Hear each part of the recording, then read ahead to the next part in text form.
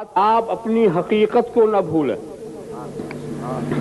جو اپنی حقیقت کو بھولتا ہے کبھی فرعون بن کر نمایاں ہوتا ہے, کبھی نمرود کی شکل میں دیکھا جاتا. اپنی حقیقت کو یاد کرو. جب تم پیدا ہوئے تھے تو کیا تھے؟ بے بس, بے کس, لاچار. مگر اس کا احسان کہ تمہارے ماں باپ کے دلوں میں تیری محبت پیدا کی. انہوں نے تکلیفیں اٹھائیں, تم کسی لائق نہیں تھے. ان کی نگہداشت پرورش نے تمہیں لائق بنایا. دیکھا وہ تمہاری حقیقت کہ اپنے اوپر سے تم مکھی مچھر نہیں اٹھا سکتے تھے. اس حقیقت کو کبھی نہ بھولو. جب نہیں بھولو گے تو کبھی غرور پیدا نہیں ہوگا کسی حال میں. اور میں بتاؤں, بچپنا چاہے رئیس کا ہو چاہے غریب کا ہو, چاہے بادشاہ کا ہو چاہے فقیر کا ہو, بچپنے کی سب کی کیفیت ایک, لاچاری ایک, بے کسی ایک, بے بسی ایک, سب کی حقیقت ایک. یہ نہیں کہ بادشاہ کے گھر پیدا ہوا تو پیدا ہوتے ہی ہوشیار ہو گیا, پیدا ہی ہوتے ہی چالاک ہو گیا. نہیں, سب کی حقیقت ایک. دیکھا, یہ ہے سب کی حقیقت, ہمیشہ ایک ہی ہوتی ہے. تو اپنی حقیقت کو بھولو نہیں. اس سلسلے میں اس واقعے کو تازہ کر لو, حضرت ایاس کا. حضرت ایاس جو محمود غزنوی کے بہت چہیتے غلام, مگر لوگ ان کے بھی دشمن ہو گئے تھے, درباری لوگ, اور چاہتے تھے کہ بادشاہ کی نظروں میں انہیں گرا دیا جائے. اور ایک چیز ان کی سمجھ پکڑ میں بھی آ گئی تھی, وہ یہ کہ شاہی توشہ خانے میں وہ جاتے, کچھ دیر بیٹھتے, پھر چلے آتے. لوگوں نے سمجھا کوئی لمبا ہاتھ مار رہے ہیں شاہی خزانے کے وقت. یہ بات بادشاہ کے کانوں تک پہنچائی گئی. بادشاہ نے بھی کہا کہ جب اب جائیں تو مجھے بتایا جائے. مختصر یہ واقعہ نگاری مقصود نہیں, بادشاہ کو اطلاع ہوئی, بادشاہ وہاں پہنچے, دروازہ کھٹکھٹایا. تھوڑی دیر کے بعد دروازہ کھلتا ہے. اندر کوئی ایسی قابل اعتراض بات دکھی نہیں, مگر ایک بکس تھا, اس پہ ایک تالا چڑھا ہوا تھا. لوگوں نے اشارہ کیا, حضرت اس کو کھلایا جائے, سرکار اب اس کو کھلوایا جائے. اب حکم ہوا تو حضرت ایاس نے حکم کی اطاعت کے پیش نظر اسے کھول دیا. اس میں کیا تھا؟ ایک پرانی قمیص, ایک پھٹی ہوئی لنگی, ایک بوسیدہ ٹوپی. دیکھ کر حضرت محمود حیران, یہ کیا ہے ایاس, یہ کیا ہے؟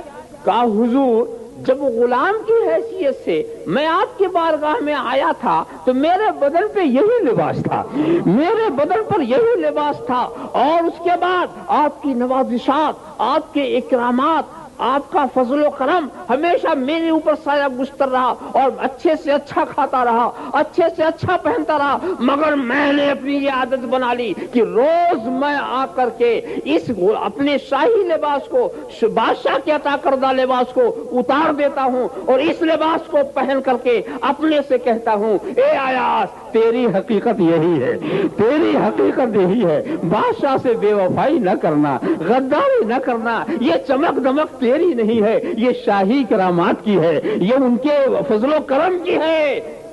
تو میں اپنی حقیقت کو نہ بھولوں, یہ میں نے عادت بنا لی ہے. حضرت محمود آپ دیدہ ہو گئے, سینے سے لگا لیا اور کہا, ایاس تو نے اپنی حقیقت نہیں فراموش کی, محمود اپنی حقیقت بھلا چکا, محمود اپنی حقیقت بھلا چکا. ذرا سا دیکھو تو یہی بات ہے, اپنی حقیقت کو نہ بھولو تاکہ خدا کا شکر ادا کرتے رہو. سارے انعامات جتنے ملتے جائیں اس پر تم خدا کا شکر ادا کرتے رہو. ایک بات تو یہ, اور دوسری بات یہ ہے کہ دین کے معاملے میں اوپر والے کو دیکھو اور دنیا کے معاملے میں نیچے والے کو دیکھو. بہت ہی سامنے کی بات ہے. کیا مطلب؟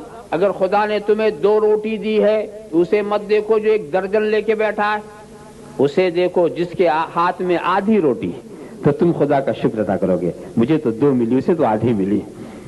اگر تم ایک چھوٹے سے مکان میں ہو تو اسے نہ دیکھو جو اونچی اونچی بلڈنگوں میں ہے, اسے دیکھو جو فٹ پاتھ پہ پڑا ہوا, تو تم خدا کا شکر ادا کرو گے. اگر تمہارے پیر میں جوتا نہیں ہے تو اسے مت دیکھو جو بہترین جوتا پہن کے چل رہا ہے, اسے دیکھو جس کا پیر کٹا ہوا ہے, تم خدا کا شکر ادا کرو گے. مطلب یہ ہے کہ نیچے پر جب نظر رکھو گے تو جو نعمت تمہارے پاس ہے اس پر تم شکر ادا کرو گے، اور اگر اوپر نظر رہی تو قیامت تک شکر کی توفیق نہ ملے گی۔ ایک تجوری بھری تو 2 تجوری والے کو دیکھا، وہ بھری تو 10 والے کو دیکھا، وہ بھری تو 20 والے کو دیکھا، تجوری بڑھتے بڑھتے خود قبر میں بھر گئے، شکر کی توفیق ہی نہیں ہوئی، روتے رہے ہمیشہ روتے رہے۔ کیوں؟ یہ رلانے والی چیز کیا ہے؟ یہ نظر اوپر ہے۔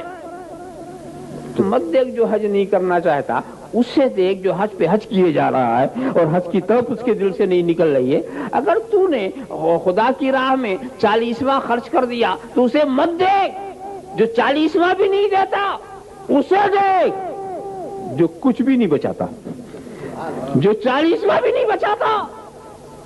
پروانے کو چراغ ہے، بلبل کو پھول بس، صدیق کے لیے ہے خدا کا رسول بس۔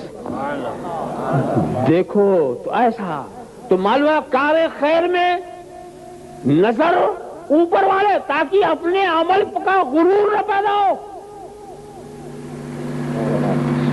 غرور نہ پیدا ہو۔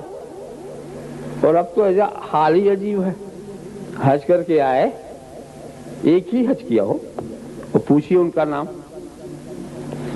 کیا نام بتاتے ہیں؟ حاجی عبد الرحمان۔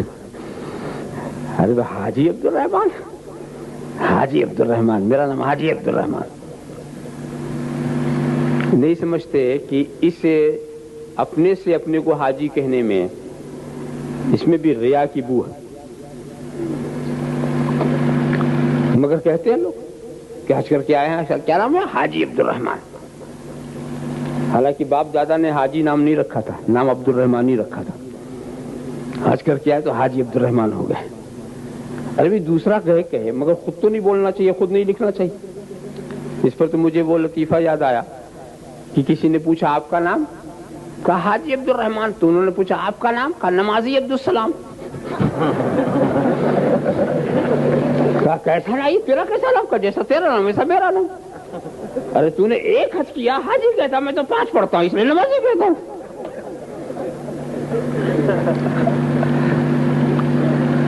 تو دوستو عمل کرنے میں اوپر والے کو دیکھو، اور دوسری بات اور وَاشْكُرُوا لِي، اس پر اب غور کر لے۔ وَاشْكُرُوا لِي، شکر کرو نعمتوں کے لیے نہیں، میرے لیے۔ وَاشْكُرُوا لِي لِأَجَلِي لِرَضَائِي، نعمت شکر کرو، یہ ٹھیک ہے، یہ کہ میرا ضابطۂ رحمت ہے، لَئِن شَكَرْتُمْ لَأَزِيدَنَّكُمْ، تم شکر کرو گے تو میں نعمتیں بڑھاؤں گا، مگر نعمت کے لیے شکر مت کرنا، میری رضا کے لیے کرو۔ شکر سے بھی مجھے چاہو، نعمت کے لیے عبادت مت کرو۔